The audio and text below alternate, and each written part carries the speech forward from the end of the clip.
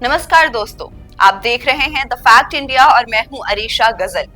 बिहार में अब सियासी जंग शुरू हो चुकी है। चुनाव की तारीख भी आ गई है। पहला फेज जो होगा वो 6 नवंबर यानी 6 नवंबर को होगा और दूसरा फेज जो होगा वो 11 नवंबर को होगा और रिजल्ट यानी नतीजा जो आएगा वो 14 नवंबर को आएगा। और अब मैदान में एक तरफ नरेंद्र मोदी, पीएम नरेंद्र मोदी, अमित शाह, जेपी नड्डा और नीतीश कुमार और दूसरी तरफ मौजूद हैं तेजस्वी यादव, प्रियंका गांधी और राहुल गांधी।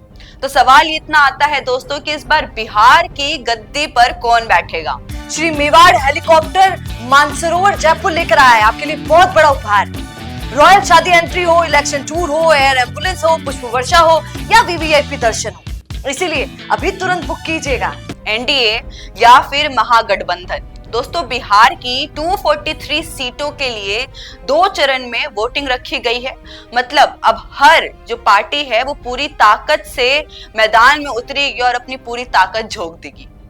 कांग्रेस की तरफ से प्रियंका गांधी ने मोर्चा संभाल लिया है। उनकी 2 रैलियां जो है अरेंज करी गई है। नाम बताया जा रहा है कि पछवाड़ा और बिलदौर में होने वाली है रैलियां, लेकिन जो उनकी रैली खगड़िया में होने वाली थी वो बारिश की वजह से टल गई है। वहीं बीजेपी की तरफ अगर हम देखते हैं तो वो भी बहुत जोर शोर से मैदान में उतर चुके हैं। जेपी नड्डा आज सिवान और मुजफ्फरपुर इन 2 जगह पे जनसभा करवाएंगे और अमित शाह 3 रैलियों में जनता से जुड़ेंगे। इतना ही नहीं, जो 3 रैलियां होंगी वो बताया जा रहा है कि गोपालगंज और समस्तीपुर और हाजीपुर में होगी। सोचिए 3 रैलियां एक ही दिन चल रही है, क्या ही माहौल बना हुआ होगा बिहार के अंदर। मतलब सियासी जो तापमान है वो बिहार के अंदर कुछ ज्यादा ही आसमान छू रहा है। मुख्यमंत्री नीतीश कुमार ने जनता से अपील करी है कि एनडीए को एक बार फिर से मौका दिया जाए। उन्होंने ये भी कहा कि आज बिहार होना और बिहारी होना एक गर्व की बात कहलाता है।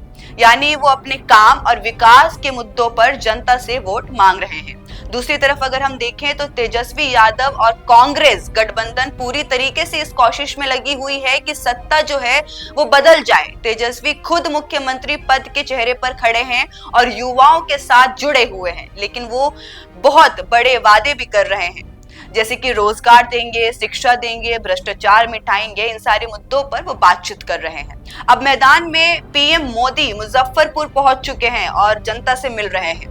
उन्होंने भीड़ की तरफ, मतलब एक बहुत ही अच्छा मंजर ऐसा मुझे याद आ गया बोलते बोलते कि भीड़ की तरफ उन्होंने अपना गमछा लहराया और फिर जो भीड़ मोदी मोदी का नारा लगाने लगी वो नजारा देखने ही लायक था। इसने एक बार फिर से दिखा दिया है कि मोदी की जो करिश्मा है, मोदी जी का जो करिश्मा है वो कहां तक कामयाब है। अब देखिए दोस्तों, इस बार मुकाबला सीधा है एनडीए यानी बीजेपी प्लस जेडीयू और महागठबंधन यानी आरजेडी प्लस कांग्रेस के बीच में। एनडीए ने अपना जो घोषणा है वो जारी कर दिया है, जिसमें गिरिराज सिंह ने कहा है कि इस बार रोड मैप तैयार कर लिया है हमने। रोजगार, महिलाओं के लिए शिक्षा की चीजें और महिलाओं के लिए सम्मान की चीजें, इंडस्ट्रियल को बढ़ाएंगे और जो इंडस्ट्रियल का काम है उसको भी बढ़ाएंगे। वहीं दूसरी तरफ तेजस्वी यादव और कांग्रेस एनडीए ने वादा किया है कि वो सिर्फ जुमलों पर बात नहीं करेंगे। उनका कहना है कि बिहार में असली बदलाव अब नई पीढ़ी ही लाएगी। अब मजा यहाँ पर आएगा दोस्तों कि जब ये शुरू होता है, प्रियंका गांधी महिलाओं और किसानों से जुड़े लोगों के ऊपर, उन मुद्दों के ऊपर बात करेंगी। अमित शाह और नड्डा हर दिन 2 से 3 रैलियां करेंगे और नीतीश कुमार विकास की बात करेंगे।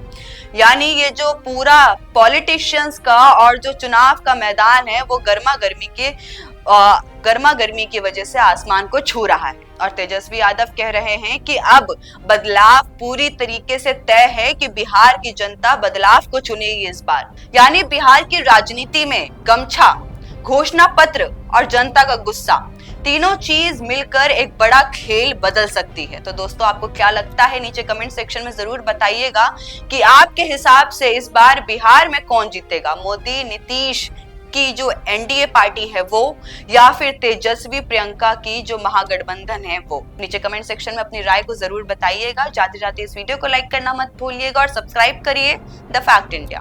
बिजनेस अच्छा हो सकता है, लेकिन अगर नाम नहीं दिखा तो पहचान कैसे बनेगी? अब टेंशन छोड़िए, द फैक्ट इंडिया आपके बिजनेस को देगा वो पहचान जो पूरे राजस्थान में हर किसी तक पहुंचे। न्यूज चैनल पर विज्ञापन, पॉडकास्ट और प्रमोशन के जरिए आप सीधे 5 लाख सब्सक्राइबर और 10 करोड़ से ज्यादा व्यूज तक अपनी पहुंच बना सकते हैं। तो देर किस बात की, आज ही द फैक्ट इंडिया से जुड़िए और अपने बिजनेस को बनाइए हर घर का नाम।